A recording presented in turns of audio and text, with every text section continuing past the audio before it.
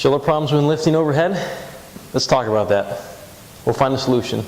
So is supraspinatus tendonitis or tendinosis tears actually a hard thing to treat and fix? No, it's not, but it really depends upon how far along you let it go. If it is a large tear, yes, it is going to be a much bigger problem, and sometimes surgery is needed to basically just reattach and make that structure become normal again. The type of thing I like to use for this treatment of it is basically very aggressive soft tissue treatment called active release. Grafting technique works really well.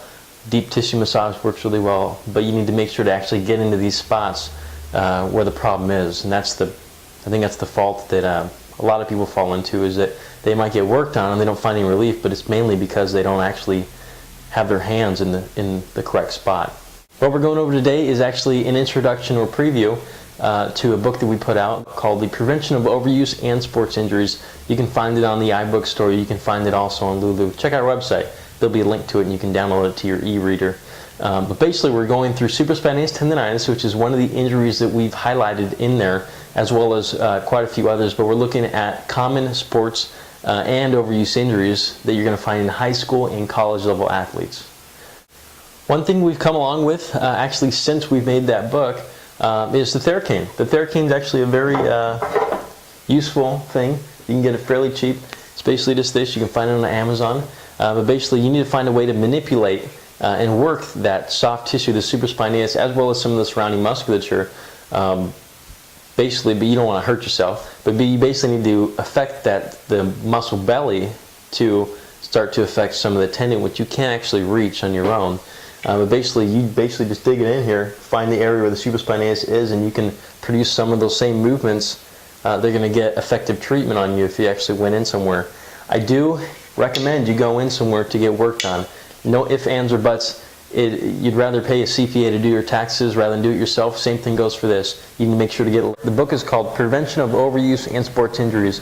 Go ahead and find the link around this video as well. Check it out. You're going to find a lot more detail not only on this condition but also other ones as well.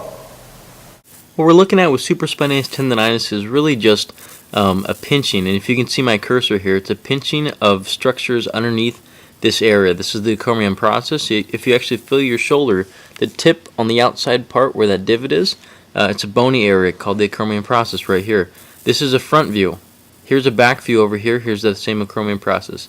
The supraspinatus comes underneath this way. Here's the belly of it. Becomes tendinous as it comes underneath and is attached to the humerus on the front side. Same view up here except for looking from the front side. What happens usually is, so here's the humerus. The humerus, as it comes upwards, just see my cursor going up.